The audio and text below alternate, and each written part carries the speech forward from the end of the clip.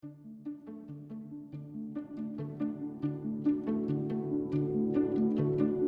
Whooping Crane Chronicles is a collection of stories to learn from, to ponder, and to celebrate. I'm Mike Forsberg, a conservation photographer from the Great Plains. I've spent the last 5 years, camera in hand, exploring the natural history of whooping cranes across the continent, meeting the people who love them, and discovering how these tall, magnificent, and rarest of cranes are navigating our 21st century world. This podcast elevates conservation stories and uplifts these birds to showcase their natural history and beauty in the hope of keeping these birds around for generations to come. Join me on the journey.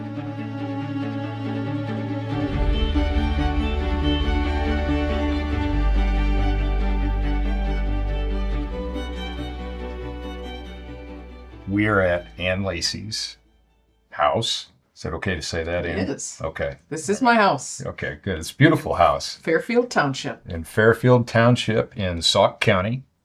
Am I right on that too? Absolutely. Yeah. In the beautiful Baraboo Hills of south central Wisconsin. Mm-hmm. And yesterday we talked to neighbors of yours. Yes, right over the hill. Right over the hill. Dan and Kathy Holzman, and had a great time. And I'm glad to be here talking with you today, Ann, and with this person over here, this little Hillary Thompson here. She, you guys have been working together for a very long time, mm-hmm. And I've had the luxury of being with you all a little bit out in the field. So what we're going to do today is we're going to talk a little bit about our connection with cranes, our connection with each other, you guys' connection with each other, and just see where the story goes. All right. There are so many stories. Yeah, there are. So, Ann, let's start with you. Let's get a little bit of background first. Who you are, where you're from, why you're here. Why am I here? Yeah. I'm Ann Lacy. I'm the director of the Eastern Flyway Programs, North America, for the International Crane Foundation. The International Crane Foundation is an international science-based organization specializing in cranes, and we do a lot of education, science, outreach, focused on cranes in crane places, but also focusing on the communities, the people where cranes live. I started working at the Crane Foundation in 2000. Like Hillary, like many others at ICF, as an intern. And at the time, I was just working with sandhills, and eventually put whooping cranes in the mix. But this is the only place in the world where you can see all 15 species of crane in one place. We have exhibits, we have interpretive materials, we have prairie trails, and all of that is to kind of put each of these cranes and their plight, because more often than not, 11 of the 15 species of crane are threatened or endangered where they are from.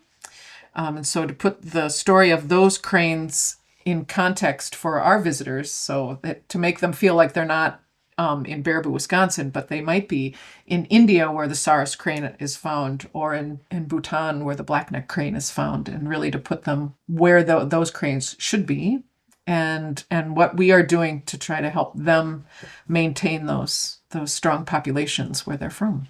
And you grew up, though, you came here into this country first as an intern, but correct. You grew up where? In Fitchburg, Wisconsin.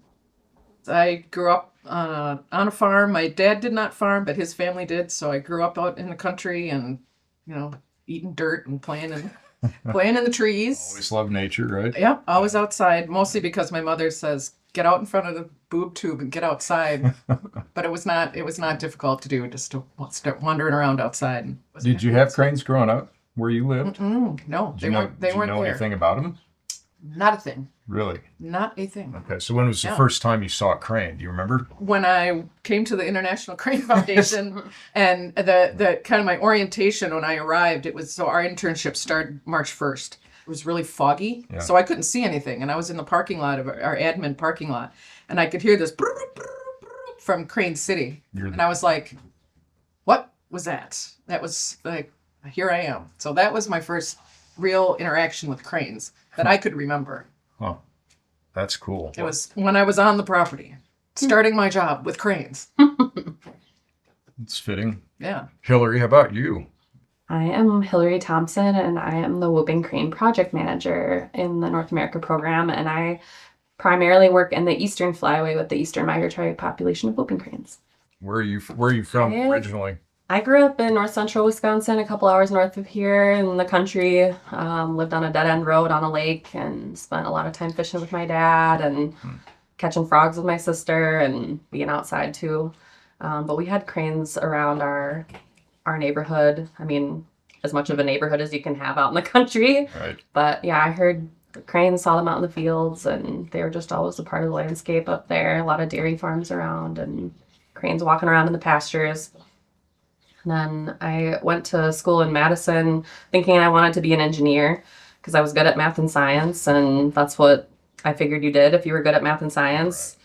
Right. But then I found out you could be a conservation biologist, and that sounded way more fun. How did you find that out? Was that a class that you took? Yeah, I had, for my engineering degree, I had to take a life science class, and I took a summer course in limnology where I was learning about freshwater lakes and rivers, and I grew up on the lake, so I was like, this is great. I can be in the boat, I can, catch fish, I can do whatever for my class. And how do people use this in their life for their job? Like, what are the jobs I can get if I do this? Yeah. So I talked to the professor, and he happened to be the major advisor, and he was like, well, you should start by switching your major, maybe volunteer at the nature preserve and start getting some experience. So that was. Were you a freshman at the time? No, it was the summer between my sophomore and junior year. So you're halfway into school. Yeah. Right. I was already taking statics and dynamics and lots of calculus and physics and switched to conservation biology. So what brought you to ICF as an intern? After I graduated from college, I worked out in the Pacific Northwest for a while and out at Yellowstone too. So I had worked with mountain pine beetles in Yellowstone, and then I worked in... You worked in Yellowstone. Mm-hmm. I worked in fisheries in Oregon for a while and worked with sea lions on the Columbia River. And I wanted to move back closer to home, so I was looking for internships in Wisconsin. And I had always wanted to work with birds. I knew I was interested in wildlife. I knew I wanted to be by the water since I grew up on the water. I wanted to be back in the lakes and the marshes in my home state, and cranes were the entry point to that. So I started also as an intern in 2012 and never left. I never left. So do you remember her as an intern? Absolutely, I do. Were you in charge of Hillary I was. at the time? Because you indeed. She's still in charge of me. Some things never changed. No, but what's changed is I say, hey, Hillary, how's it going? She says, doing good, doing great. I said, keep on. Because she has things well in hand. But yeah, it's funny that you say that. You just, wanted to be like in water, around water or whatever. And I remember that was the years that we were doing the black fly study. And so there was lots of traipsing around long hikes and marshes with dry ice and coming back with bags of bugs. Yeah. But when we started working with whooping cranes, that's really when we started starting to work in the marshes, going to nests and looking at eggs, and a lot of black fly work in the beginning, which was unpleasant but necessary. And that was cool stuff. We'll circle back to the black fly stuff because I want to talk about that a little bit so that our listeners understand this is a big puzzle. Yeah. Right? Trying to bring whooping cranes back into this country and create this new population. And we don't have the picture to make that puzzle. So we're kind of you're making fitting pieces together and seeing if they fit. Right. Yeah, so I want to get into that. I want to talk about that. I also want to talk about the internship program, which I know is something that's very now a fellowship program and a fellowship program. We kind of upped it. So you're two former interns, and then you are in charge of the internship program, fellowship program too, amongst many other things that you do, right? Well, Hillary and two other staff are direct supervisors, so okay. I so you guys absolutely trust their judgment. You're all connected together. So like where I'm staying right now at ICF campus, there's half a dozen interns maybe in the Probably same. more than More that. than that. Yeah. I mean, it's great to look at all the different license plates out there and see where everybody's from. So how long has the internship program been going, and tell me where all of these kids come from, and about how many have you churned through over the years? Well, I can start, but I mean, interns have been an integral part of at least our department since ICF started as just a mom and pop shop. But when we moved to our current property and it became a little bit more, they could have an official visitor program, and it was growing, and we had all sorts of prairies to create. Yeah. Which was one of the purposes to move to the property that we're at right now. And so some of the first at the time it was the field ecology program, now called North America program. But it was called field ecology mostly because it was doing all the outside work with either wild birds in places where cranes are and doing the prairie restoration. So it was mostly interns doing the seed collection and plantings and things like that on site. Right. And then as the crane work here in Wisconsin with sandhills increased, then the interns continued, and it was both professional development for people coming out of college looking to go to master's programs in whatever, but also we needed people to do work, and as interns are the workhorse of many an institution, right? Us included. Yeah. And ICF is now located in where's its footprint now? Footprint. I wish I could remember how many countries we are in. We have a North America, Africa, and Asia program internationally, in addition to our headquarters operations. We have Southeast Asia and Eastern Flyway programs in Asia. We have East Africa, Zambia, and Southern Africa programs in Africa. And in North America, we have a Gulf Coast program and Eastern Flyway program. And it started with two guys in graduate school that met at Cornell. I like cranes. And one guy happened to be from Baraboo, Wisconsin. And George is like, that is where Aldo Leopold was from. Mm-hmm. And boom. The rest is not history. It's ongoing. So if I apply for an internship today at ICF, what might I be doing? There's internships in different departments. So we have education internship. They do mostly the tours on site. We have aviculture and chick rearing internships. So they're raising the chicks for release. They're taking care of the birds that we have on site. But in our department, like Ann said, the North America program, we have a year-long fellowship. So they start in March, which is usually when the cranes are coming back. And they are helping us do surveys for sandhill cranes and whooping cranes. They do outreach at different places where there are cranes in those communities to talk to community members about whooping cranes mostly. And they also do prairie restoration. So they get a lot of different experiences as part of their fellowship program in our department. They learn about prescribed burning, seed collecting, invasive species management, but they also learn about crane surveys, crane captures, nest monitoring, collecting behavioral data on cranes, talking to different groups about cranes like hunter education programs or school groups or master naturalist groups. So they do a very wide variety of things throughout the course of the year. They also work on an independent research project. Yeah. So a lot of them are... So they each get their own thing that they can do themselves, right? Yeah. A lot of them use that as an opportunity to get skills to apply for graduate school afterward. And we've had a lot of interns and fellows throughout the years. Every year we have a handful, like maybe 3 to 6 a year. And our program in our department's been going on since the 80s? Yeah, 90s? Absolutely, the 80s. Yeah. Starting right from the top, Rich Belfus, our CEO right now, started out as an intern in the field ecology program. Is that right? He did indeed. And he will admit to it. So if you want a job at ICF someday. Yeah. Odds are. Start as an intern. Yeah. You keep track of them after they're gone? Yeah, a lot of them. Keep in touch. I think there's actually a Facebook page that somebody started, ICF alumni. Yeah. What percentage of these kids when they come here know anything about cranes?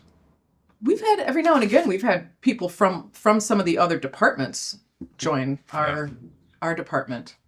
But I think overall, that is not a prerequisite at all. I remember one year we had a woman, her major was English literature. Yeah. But in her resume and her interview, she talked about how her dad was an amateur astronomer, and she talked about, so she kind of knew the science process, yes, but they're talking about her observational skills. And at the time, we need people who have eagle eyes for cranes, for bands, and had that kind of, she had the wherewithal. So it's definitely not everyone is even a science major that comes through our program. Which is a strength, really, right? Absolutely. Yeah. So let's go back to cranes for a bit here in Wisconsin. Do people know the difference between sandhill cranes and whooping cranes? When you say cranes, do people know what cranes are? Yes.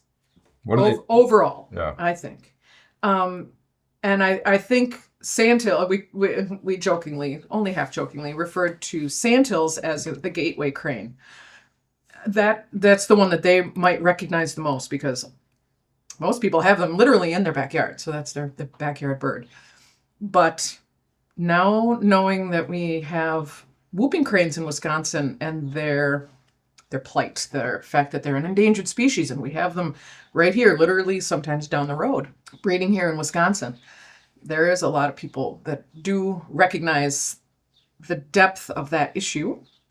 Certainly know the difference between the two, but not everybody. Not everybody. Yeah.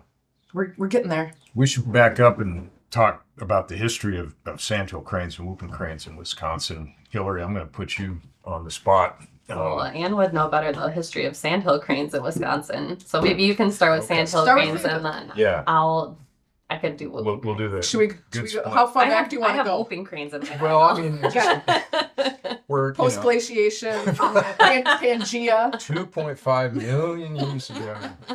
There was some kind of crane in North America, yes, and the bone of which is in the University of Nebraska Museum. Yes. Yeah. I'll go back only to the 1920s and 30s. How about that? Perfect. Yeah, go back to the time that. Let us invoke Aldo Leopold Thank again. you. Yes, and he was doing studies on a lot of birds that were declining in Wisconsin for chickens. Famously working with the hammerstrums, which is a wonderful story. For another podcast, another day, for somebody else probably. Right. But he also had people working on where are sandhill cranes, because there were very, very few in the upper Midwest. Historically, there were plenty, right? Probably. Yeah. And not as abundant or concentrated as they are now, certainly, because the landscape has changed so much. But so he sent people out to survey sandhill cranes, and they estimated that there was 25 pair in Wisconsin. Wow. And that's barely breeding birds. So yeah, in the upper Midwest, they were nearly extirpated. Fast forward to today, we are over 100,000, which is a lot, but it is relative, to other waterfowl, to other mammals. And so to keep perspective, that is a fantastic comeback. But 100,000 isn't so much when you're talking about a population of birds. But it is great. And they have recolonized most of their core range, which is Wisconsin and Michigan. And they are expanding into southern states, Iowa. They are no longer considered a state endangered species in Illinois and points east. So they're all the way through New England states and eastern Canadian provinces is where they occur. So the obvious question is why the comeback? People are the reason for their decline and their comeback. Yeah. But it actually is a little bit more nuanced than that, I think. When we westward expansion, European colonization, going westward draining of wetlands, subsistence hunting really decimated sandhill cranes and whooping cranes. But Wisconsin, at least, we have I'm glass half full. We've kept about 50% of our historic wetlands in Wisconsin. Right. Yep. They are altered, but they are still intact wetlands, and they're appropriate for crane nesting. And so this was kind of the center of the bullseye that the sandhill cranes expanded out of to recolonize. But part of that is that they are a generalist. They're very adaptable, and it is that agriculture that replaced the prairies. The sandhills were like, oh yeah, we can work with this. And so it is really our agricultural heritage that really lent to their recovery, to their detriment now, and the damage that they can cause in cornfields and some other crops, especially in the spring. So sandhill cranes have adapted their diet to feed in agricultural fields, waste grain left over from harvest. Absolutely. picking around for bugs and grubs and Yep. everything else All during manner the of summer, things. right? Yep. What's the history of whooping cranes in Wisconsin, Hillary? Well, Wisconsin was kind of on the edge of the historic range of whooping cranes. So there were a few reports of whooping cranes in Wisconsin historically. But the whooping cranes that we have here now are part of the reintroduced population. So that began in 2001 with birds raised in captivity by people in whooping crane costumes. And they taught the cranes to follow their ultralight planes that were being flown by people in those costumes. So, Which is like right out of E.T. yeah, right? well, kind of wild that they figured that would work. Yeah. And that the cranes didn't happen to care that mom or dad was flying a plane. What was that called, that program? The Was it Operation Migration? Is that what it that was was? the name of the nonprofit that led the flights. I see. Okay. Yeah. All right. Yeah. So Innovative. These are Yes. the lengths that we go to for these birds. yeah, so they taught them the migratory route because whooping cranes typically would learn the migratory route from their parents. So since we were reintroducing whooping cranes in Wisconsin where there weren't any at the time, they needed to learn the migratory route from someone. So they taught them that with the ultralight plane and led them down to Gulf coastal Florida for the winter. And then once they made it down there, the whooping cranes would be able to figure out their way back home on their own. So they would release them in Florida and they would migrate back on their own. And they did that for a long time until we had enough whooping cranes here in Wisconsin that they could teach the juveniles themselves instead of having to learn from the plane. So now that's how we reintroduce them, is releasing them near adult whooping cranes that can teach them the migratory route. But we still raise a lot in captivity for release into the wild here in Wisconsin. But they're also starting to breed on their own and having their own wild hatch chicks here that they're teaching to migrate as well. It sounds like an awful lot going on. Yep. Lots of work, lots of people involved. And there's like a perfect roadmap how to make this successful, right? Oh, yeah, definitely. There's lots We of made on and no off mistakes. ramps. You talked about that historically whooping cranes probably came up into Wisconsin a little bit. I mean, my understanding is that the core of their nesting range historically was in the northern tallgrass prairies, right? So that would have included a little bit of Wisconsin and Minnesota. I mean, nobody knows for sure, right? But I know I've always heard about Iowa being a being Yeah, a I think core that was the area. core. Yeah. So when those birds were here historically, birds that weren't up in Wood Buffalo, you know, making the huge trip down the continent, where did these birds that were in the northern prairies, where do they think that they went and spent the winter times? Is there a lot of information on that now? I don't think we really know exactly. Yeah, I mean, there's historic records from like the Chesapeake and the Atlantic coast, and I kind of wonder. So the tundra swans, when they migrate through, they come down around the Great Lakes and they head straight east. And I kind of wonder if the whooping cranes from the upper Midwest Great Plains followed that route also. Yeah. But then there was probably non-migratory birds in the Carolinas, Florida, Louisiana until fairly recent Yeah, memory. 1950, I think. Yeah. Yeah. Huh. Well, what's the difference between whooping cranes and sandhill cranes? I mean, there's a lot of differences, obviously, but what's the obvious differences, and then what are the things that we don't know, or that I don't know that you, Hillary, as whooping crane scientists have learned and are continuing to learn? I think the obvious thing is that they're bigger. So they're about a foot taller. So how tall? They're about 5 feet tall. So they can, me at 5'7", they can look me in the eye pretty decently. I always like to remember that I'm bigger than them, but not by much. Because that gets you brave? I mean, is that... Well, because if I'm doing captures and they don't want to be captured, they can be pretty aggressive. Yeah. So, remembering that I'm bigger than them helps me act with efficiency and confidence to make sure that I'm handling them safely and everything. I don't want to be nervous or scared while I'm in that kind of situation. So I say that to my staff sometimes too. I'm like, don't forget you're bigger than them. And they're like, I'm not that much bigger than that. So, but they're pretty tall. So they're 5 feet tall, and when they stand up straight with their neck straight and their bill pointing out, they can be pretty menacing looking if you're doing something that they don't like. And right next to them. Yeah. Ugh. Yeah.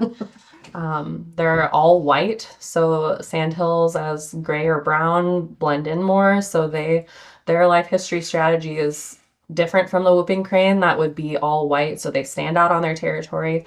They defend their territory more aggressively. They're making themselves known in the marsh that this is their home.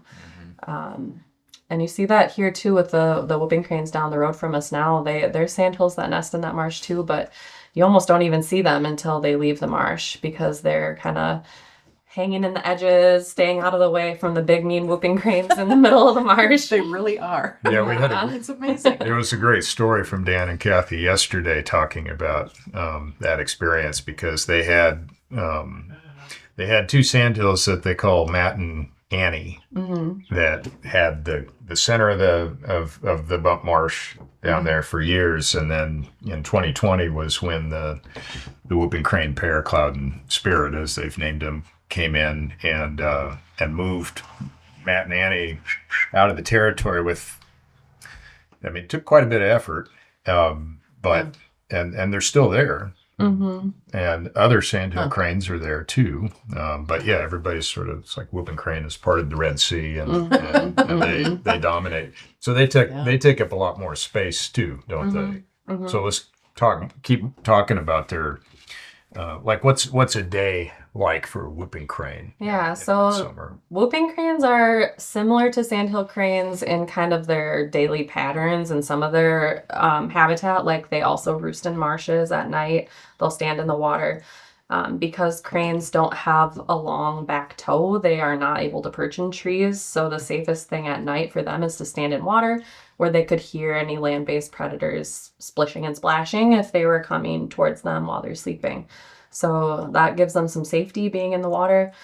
But whooping cranes are a lot more wetland dependent species than sandhill cranes are. So a day in July for a whooping crane is spent mostly in the marsh. So they're not really leaving the marsh to go forage in the fields. They're staying in the marsh, finding frogs and snails and tubers and berries and crayfish and snakes and whatever else they find. Standing in the water can help keep them cool too, cooling down their legs. So in a hot summer day, you'll probably see them somewhere in the water. But otherwise, yeah, similar. They also use marshes like sandhill cranes do for nesting. Same idea. Their nest is a pile of vegetation in the marsh surrounded by water that if something is swimming out to their nest, they can hear it coming and defend their nest appropriately. So whooping crane chicks, how old are they when they can fly? They can fly around 80 days old or 12 weeks. So maybe give or take a few days on 80 days of age, which is a little bit longer than sandhill cranes because they have to grow a little bit taller. They have to get a little bigger before they're able to fly.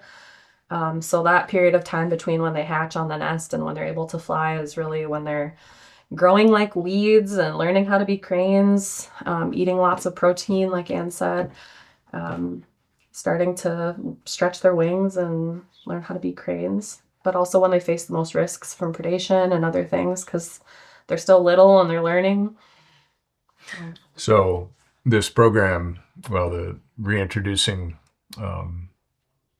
whooping cranes into this landscape, this experimental population, I think your number this year is somewhere between 75 and 80 or so, right? For this population, we're right around 70. Okay.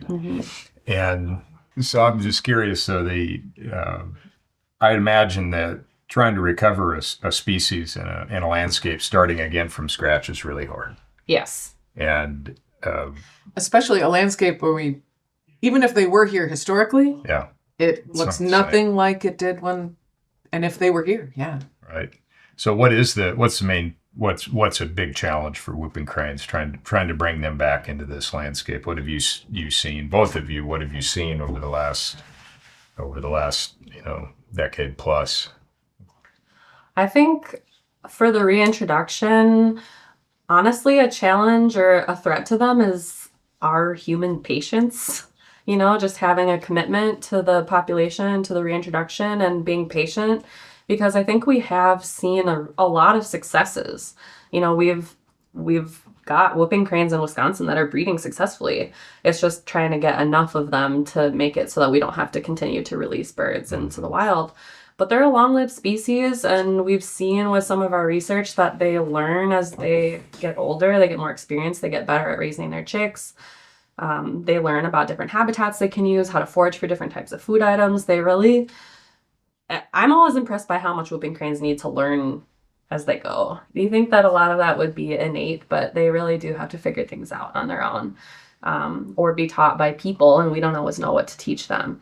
So I think having patience to let them figure it out, stay committed to the project, to support them enough in the process of them learning on their own it can be challenging, because we want them to do well and we want to see these wins right off the bat, but it's hard to take 2 steps forward and 1 step back. Right. I think one of the things right now that we're working on that can be a challenge is figuring out what they need to keep their chicks alive in the wild. So part of it may be learning, part of it may be that a lot of the adults that are in the population now were raised in captivity, so they didn't have a good example of how to be a whooping crane in the wild, how to raise a chick in the wild, because they weren't a chick that was raised in the wild. Right, yeah. So they're figuring it out, but it takes time. And it could also be that the habitat that they're in has, different threats or challenges than they would have historically. So trying to see if there's ways that we can manage habitat to make it a safer, more productive place for whooping cranes to be. There's a lot of different things in their life that can affect how well they do with their chicks. So when we began our conversation, we were talking about black flies a little bit, and you mentioned that. Is that an example? Yeah, definitely. We chose where to put the whooping cranes in this reintroduction, not knowing that that was something we should think about, is where are their black fly populations? We didn't know until we tried that black flies would be something that would bother nesting whooping cranes. So, hindsight's 2020. If you were to go back and say, where should we put these whooping cranes to start this reintroduction? Nobody thought to go around and test for black flies first. So what do black flies do? I mean, what's the problem with black flies? Have you ever experienced black flies? I have, yes. And what was your experience? They're hideous and bothersome. I wanted to run away as fast as I could. Yeah. Turns out that's what the whooping cranes do too. And it's there's different species. Of course, there's multitudes of species of these insects, but there are some that are bird specific, so ornithophilic specialties, so they focus on birds. So we could be in a cloud of the black flies that are affecting the whooping cranes and or sandhill cranes and everything else that's out there, the birds, and not be bothered by them. But the irony to me is that black flies are indicative of a really healthy river. They need clean, free-flowing water to breed in. And so a lot of black flies means there's really healthy river systems there. Huh. Around Horicon, there's another one of our core breeding areas where we're releasing many of our captive reared chicks. There's not many black flies because all of the rivers that are feeding into the system, there's a lot of agriculture, so there's a lot of more stagnant, slow-flowing, and turbid water. Really interesting, isn't it? Uh-huh. So, that's kind of a conundrum. So right now the release sites or the focus areas for you all are Nacita National Wildlife Refuge, Horicon National Wildlife Refuge, and then White River Marsh, which is state property, right? Mm-hmm. And those are all central Wisconsin. Yeah, east to west. Pretty much east to west, yeah. Yeah. And each one has their own advantages and their own challenges. Absolutely. You're finding. Yeah. What surprised you most, both of you, about working with whooping cranes from a scientist's perspective first? What's something that you learned that really surprised you?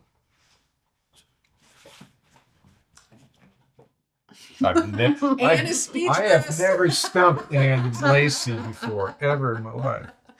I don't know. Hillary, do you have anything? I need to mull on that. I'm not sure. That surprised me.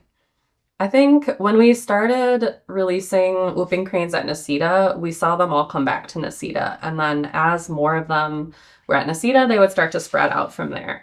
So we thought that they just have really strong association to where they're released, where they were raised in the wild, that they want to come back to that spot, which they do. But then once we started releasing cranes at White River and at Horicon, a lot of them went back to Necedah. And that surprised me because I think we thought, well, we have control here. We as people, we know what we're doing. We're going to put whooping cranes here at Horicon, and they're going to come back to Horicon because they always want to come back to where they were raised and released. But they actually went back to Necedah.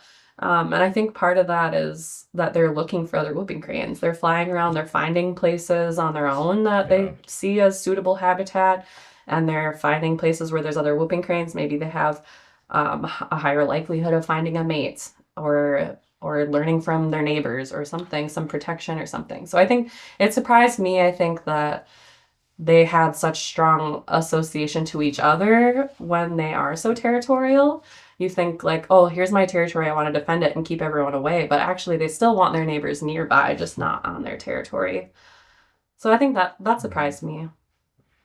Yeah, I started out working with sandhills, and then it's, you try not to compare, but then there are a lot of compare and contrast between the two species. So that's always kind of interesting. Yeah. But I'll take another tack and just thinking about seeing what it takes to start from nothing to creating a population of birds and working in a partnership.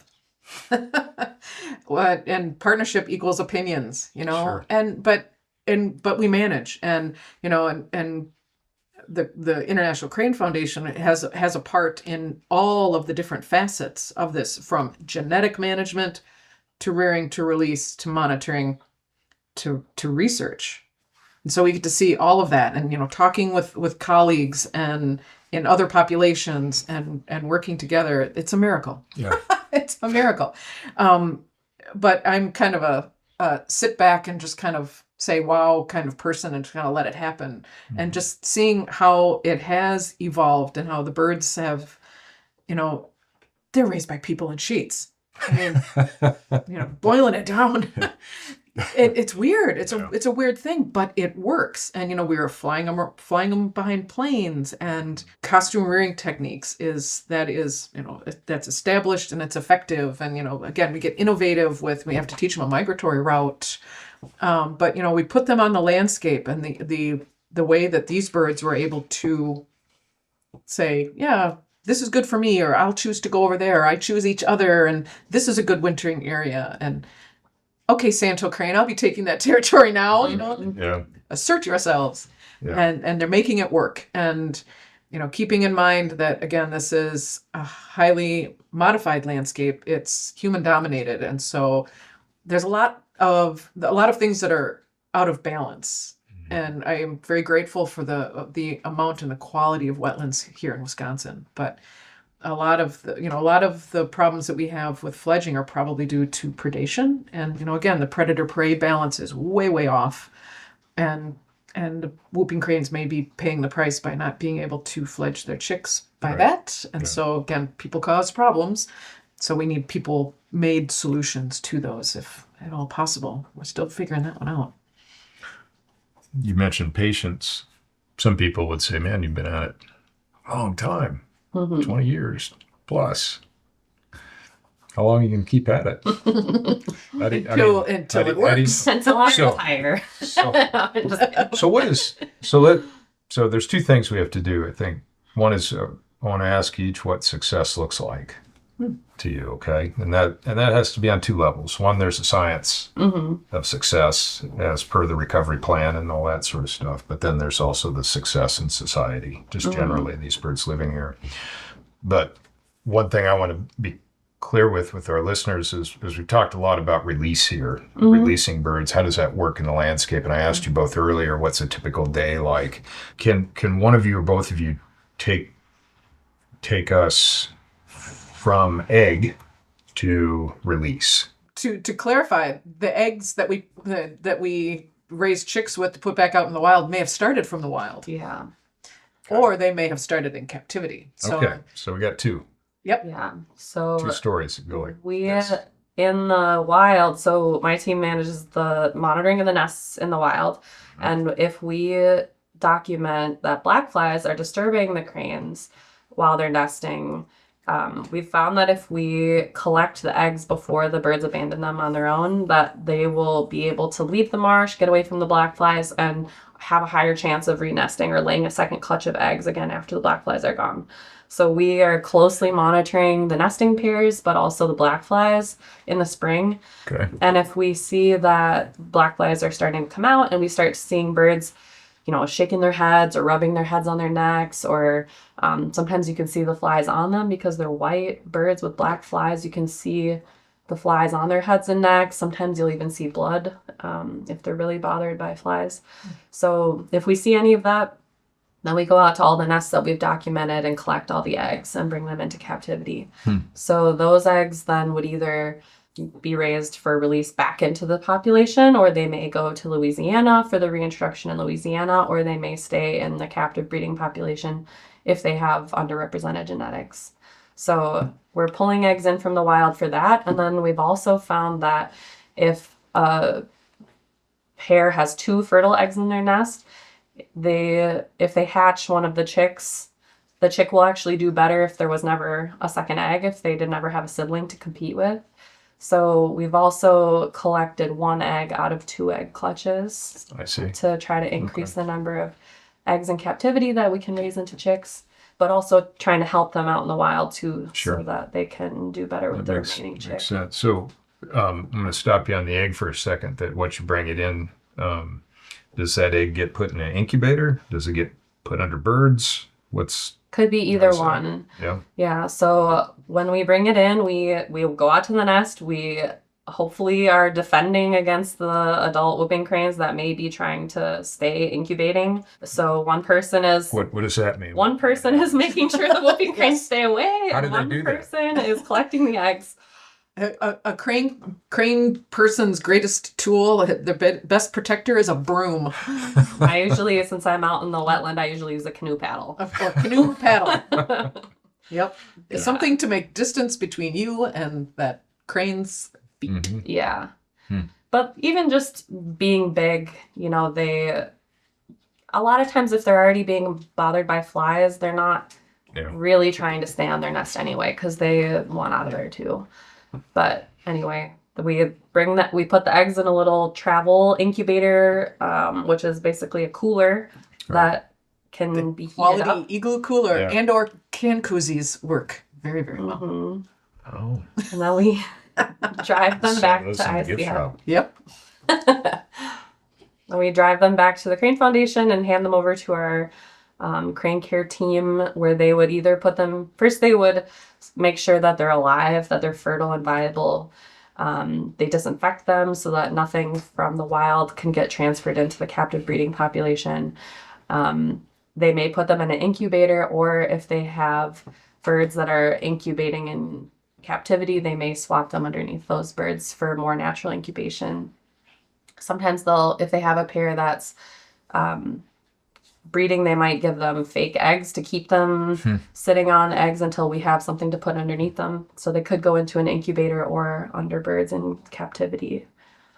And then once they are hatching, this is not my job, so as far as I know, this is not what we do. This is what we've been told. Yeah, as far as I know, they get moved into a hatcher where they're monitored while the chick is coming out of the shell. And then once they've hatched out successfully, they would get moved either into the isolation rearing facility where they would get costume reared, or they may hatch out under a pair of adult whooping cranes in captivity to be parent reared by adult cranes. And if they are getting costume reared, then our costume rearing team is out there with their whooping crane puppets, feeding them, teaching them to eat and drink water. From day one, they're seeing that whooping crane puppet head that looks like a whooping crane, so they imprint on the right thing. So let's say you've taken them through the summer, and they're teenagers, and they're ready to be released. So the parent reared chicks stay with their adult whooping cranes until they have reached fledging age. So that means that they are fully capable of flight before we would even put them out. And Hillary and her team have scoped out many potential safe places to release them, and that you can describe exactly what that looks like. But for the birds that are costume reared, and they would have been, by the time they are fledged, they will have been in situ. So they are out in a Wisconsin wetland where they are kept in a safe place. So they have a pen that's top netted to keep them protected, but they can see and hear and smell and taste that place. So that is home to them because they fledge there. So they will learn to fly, and the costume parent still has control. There's my air quotes there. Yeah. To call them back and to make sure that they're safe overnight. But when they're all fledged and it's about the time where the birds should be gathering up and getting ready for migration, the door opens and they spend the day out and about, but that door is closed and then they are on their own. So they know how already to roost in water. Water is safety. And that food source is gone, so they have to find their own food. And so then Hillary and her team take over again, and we monitor them dawn to dusk, and whatever in between that is necessary to make sure that they are safe, and if we have to intervene. When does that happen? In the fall, usually. Like what's fall here in Wisconsin? So they would move to the pen around the beginning of September, and then they will be acclimating to that space usually until mid to late October, when the doors will be closed and they're out on their own. So usually whooping cranes are migrating, leaving Wisconsin anytime, usually October and November, maybe early December. So they're out on their own right around the time that other whooping cranes are starting to head south too. So right now you're putting in an enclosure at Horicon, right? Yeah. What do you look for when you put an enclosure in? What's the Well, or release sites, I guess I should say, more than anything. For Broader box. For the pen, for the costume reared birds, it has to be a place that's good for people, but also good for cranes. So the people in the whooping crane costumes are still, they're going out to feed them, to check on them at night, to take them out of the pen during the day, to go on walks or learn to fly. So it has to be a place that people can still get access. But also there has to be somewhere where there's some shallow water for the cranes to stand in at night. There has to be some dry ground for cranes to have their food so their food doesn't go bad. And so they have somewhere to have dry feet so they're not in the water all the time. But we also look for things like making sure that it's not too close to a road or a power line or somewhere that there's a lot of human activity. Ideally, there's other whooping cranes around so that when we release them, they can find other whooping cranes on the landscape to learn to migrate from. Hopefully there's food. Usually any wetland will have some frogs or insects or whatever, but it's nice for them to learn how to forage for those natural food items while they're still in the pen so that they don't have quite a dramatic of a transition to living in the wild. And for the parent-reared whooping cranes, we do things a little bit differently. We don't use the pen. For them, we do more of a hard release where we target certain pairs of adult breeding birds that we hope that they'll adopt the chicks into their family and show them that stuff on their own.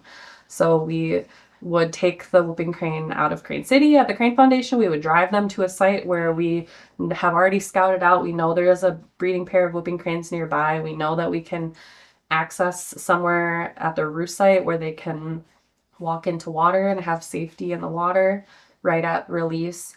And that the whooping cranes aren't moving around so much that they would just fly away and leave them there. Right. So we would drive there with the whooping crane in a crate and open up the door and we'll let them out and wish them well. Good luck to you. And typically... That's got to be hard. Yeah. I mean, I wouldn't cry like a baby because I'm not supposed to, but I would be. Well, and we're there for for at least 1 week. Again, we're there dawn to dusk, and so hopefully, keeping eyes on them and can intervene. But it is hard on us. You know what blows? It's hard on them. What blows me away? I mean, I've known both of you for quite a while, and I know the crane community very well, but it always blows me away of how many decisions have to be made. Mm-hmm. And those decisions, none of them are made by, there are individual decisions that are made every day by each of you, and everybody else, but collectively you're all working together as a team and just thinking about the journey of a bird that comes from an egg to release. There's 50 different decisions that are that are Probably made more. about that. Yeah, they're Probably educated more, guesses. Yeah. Yeah, right. But you're getting better at it. Yeah, Mhm. You I'm know? very educated. Yeah, experience. Some like this has worked. We'll keep doing it, and some that did not work. Now we know. So that's adaptive management then, Correct. basically, right? Yep. You just keep going around the circle and keep trying. So Absolutely.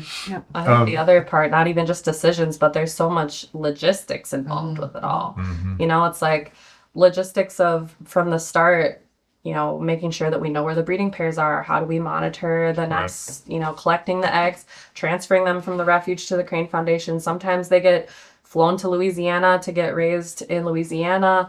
Sometimes they get put under a nest in Louisiana if they have a pair there with infertile eggs. You know, then they're raising the chicks in captivity, but then getting them back out to a release site somewhere, building a pen in a place that there's enough water. They have the refuge is doing mowing and stuff, water management to make sure they have water where they want to release them. So you know what all this means to me is the subtext here is it's money. Yeah. That takes a lot of funding Mm-hmm. to take care of all of those and handle all of those logistics. You know, I mean, there's a lot of dollars that go into that, and dollars, you know, need. I guess, you know, where you're able to, you just don't go out and pick money from the tree. out Surely there. don't. Wish we did. So the other side of all of this that you're doing really is that outreach to people and introducing people to cranes enough so that they can love them, take care of them, and Yeah. and that includes putting dollars towards them, and in a lot of cases is the lever for policy Correct. too. Yeah. You know, so The endangered species status means a lot, including that funding. yeah, that's Yeah. the hammer, you know, Yeah. in a way. But then beyond that, it's like, well, there's a recovery plan that's written, you know, Very close. every so Very often, close, new yeah. one coming down the pike, and Absolutely. Yeah. and there's always a new generation of people that maybe don't know anything about these birds or don't know about the habitats that they need to survive, and so, you know, we've talked about success from like a science perspective, you know, where you want these birds someday to have a flock that is self-sustaining, that almost puts you out of jobs, not quite, but almost. I'm sure there'll be other problems. There will always be, because we're here. What's the other part of success look like beyond the science? You got it all figured out, and it's like, yeah, they're gonna do this, but is there another part besides that? Yeah, probably a lot. I mean, thinking about what we talked about with the illegal shootings and the poachings, it'd be nice that stops. And it's not just whooping cranes. They're probably a more visible victim of that kind of thing, but that people have the awareness and appreciation of them, but that, you know, again, that community pride for whooping cranes, that you can drive down the road and say, oh yeah, there's the whooping cranes, and it's just old hat, which Yeah. would be fantastic, and people really have that appreciation for them, and that they are great ambassadors for wetlands. They don't displace sandhills, though. We can all get along. There's plenty of wetlands for all. Yeah, I think that like that part of it for me is big too, like thinking about whooping cranes as ambassadors for wetlands, because there's so many species, including us humans, that rely on wetlands, and so having, you know, people care so much about whooping cranes translate into people caring about wetlands, I think is Yeah. important. Yeah, that's a great point. All right, I've got one final question for each of them. Hillary, is there one moment or memory that stands out for you among all of them with cranes? If there is, what is it? What would you instantly think of when I asked you that? That is a hard one. That's a Yeah. hard It one. is a hard one. There's a few. One that I think of is a few years ago, we were monitoring whooping crane chicks up at Necedah. And every year we're just kind of, you know, we're holding our breath a little bit for them, but we also know that a lot of the chicks aren't going to make it. So it's always sad when we lose chicks. But we had one family group that had a chick, and we had been seeing them, and then we just couldn't find them anywhere. And we thought, oh, they must have lost their chick because their chick was too young to fly, so they couldn't have left without their chick. So they must have lost their chick and gone somewhere else. So we just didn't see them for the rest of the summer. And then we were driving around the refuge, and there was a pair of whooping cranes in their territory that had a chick. And we were like, who is that? And I don't know where they went, but they came back with a chick. So we kept joking that the chick came back from the dead because it eluded us all summer long, but it was so exciting to see that they still had their chick, and our number of chicks that year went up by one, which was great. It's like they went to the North Pole and went up to the shop. Yeah. Came back with They're like, we wanted to keep that part of our lives private, so we didn't want you to see. But it was really when you're so used to, preparing yourself for losses of chicks, it was really a special moment to be like, oh my God, they did it. They did it. We just didn't know about it. So that was fun. That's very cool. Mm-hmm. I should ask you too, just because it happened recently, the bird that showed up in Chicago. Oh yeah. That was a day. I was in Chicago like 3 days prior talking about cranes when that happened. Yeah, maybe you set the scene. Well, I don't know. There were a lot of interesting, excited people when that happened. But yeah. So we had released a group of 6 costume-reared birds last year at HorrorCon that migrated south together and were wintering in Indiana. And a lot of them had GPS transmitters, not all of them. So we could see when they started migrating back up. We knew that the group was on the move. So I was eager to see them back in Wisconsin. We were in our morning meeting in the basement office where I don't get great cell service, but I got a text message from one of my friends who lives in Chicago and is a bird watcher, and he sent me a picture from somebody's birding, thread of something, some group text kind of thing. And he said, hey, it looks like there's a whooping crane in Chicago. And I was like, oh, that's weird. Hopefully it comes back. I didn't really think too much of it. I just thought, oh, that's a weird place for a whooping crane to be. And we finished our morning meeting, and I went back into my office, and I had a pile of emails, a bunch of missed phone calls, a bunch of voicemails from people that were very worried about this whooping crane that had ended up in a neighborhood in the Chicago suburbs. And I called the DNR back, and I asked them a bunch of questions about the area that it was in, what wetlands were nearby, what the behavior of the crane was, what the situation was, what kind of threats, how busy the road was, how many people were around, is there any way this crane could get to a safe place on their own. And so we talked through kind of what he thought and what the area was like, and I was looking at aerial photos together, like how far away is this, and so I got kind of the situation from him, and then I called the whooping crane recovery coordinator from the Fish and Wildlife Service and said, here's the situation, what would you like for us to do? And he said, well, what do you think you should do? Good question. I said, well, I think that this crane is in an unsafe place, so I think we should help it get somewhere that it's safe. I mean, just to underscore the point here, I saw pictures, and this bird, 5 foot tall white bird is standing in somebody's front yard. Yeah. And it was walking across the road. In a neighborhood. In Absolutely. Chicago. Yeah. Yeah. And there really wasn't any wetlands nearby that it could get to safely. Right. And if the bird was exhausted and wasn't flying around, it was mostly walking around, there was no way that it could walk into a safe place. And that's kind of what the person I talked to from the DNR said too. They said, I don't think that this is a good place for it. I don't think any of the wetlands nearby are good crane habitat. We don't see any sandhill cranes in there. He was like, there's places nearby just out of town that we could take it. But, I also was worried that maybe there was something wrong with it that I felt like we needed to at least investigate a bit more. So I talked to our partners at Fish and Wildlife Service, and they agreed that we should do something to make sure that it was okay and that it was safe. And then Anne helped me contact all the people we needed to have a veterinarian come out to assess the bird on site and get all our permits and everything in place. Meanwhile, I grabbed one of our fellows and said, want to go to Chicago? And she said, what do we need? And we packed up the car and drove down there. And when we arrived, they said, "Oh, good thing you're here. All hell's about to break loose." I said, "What does that mean?" Ominous.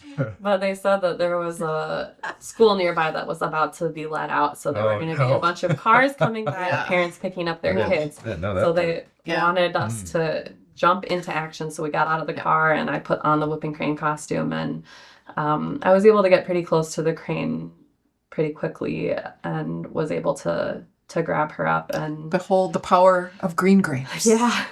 Yeah. Was it? It's the green grapes? Yeah, but she Part of it. also was pretty exhausted. Yeah. So And you knew this bird, right? She was fairly thankful to see that costume. yeah, she was Pretty raised sure. by the costume, and she was a juvenile. She was only 1 year old, so it wasn't that long ago Yeah. that she was familiar with the costume. So she was comfortable with the costume. And once we had her in hand, we had the veterinarian do a thorough exam to make sure that she didn't have any injuries that were preventing her from flying.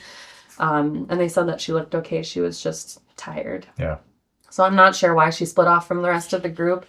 But I'm sure she was walking around in there for a while before we found her. And we were able to bring her back to Horicon Marsh where she was raised and put her back into a familiar place in a marsh that was safe for her and had better food items and no cars driving around, Yeah. no people looking at her from a few feet away. Dog walkers. Yeah. So how's she doing? So she's been on her own adventure now since then. She stayed at Horicon for a little while until she got another wild hair and moved west. So she's now exploring rural Minnesota. Wild child. Yes. I think she's looking for the rest of her cohort, saying, "If I find you, guys so help me." Minnesota. Steele County, Minnesota. Really? She came right through here. She was actually roosting on the Wisconsin River, so she was just down the road Oh, from the man. Crane Foundation. Stay tuned. Yeah. Yep. Does she have a name? Animal. Animal. Nice. The From Muppet. the It was a Muppets? Muppet Yeah. naming theme. Yeah. Okay. She's animal. So, That's perfect. All right, Anne. what was the question? Something. One memory that stands Oh, among memory. all. Can I have two? Sure. One is profound. One is just one of those moments. Yeah. I was lucky enough to, again, because our department, I wasn't in the Whooping Crane project, and the very first cohort was led down to Florida and was at Chassahowitzka National Wildlife Refuge all winter.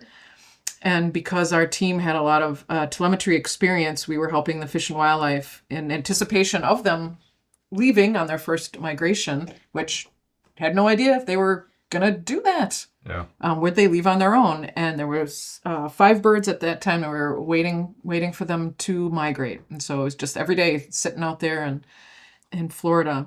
And they were fairly remote. There was only way to get to where these birds were wintering was spending their winter was by airboat. But once you got out there, if the birds left, it would take a while to get back to your car and have to catch up with them as they were flying north.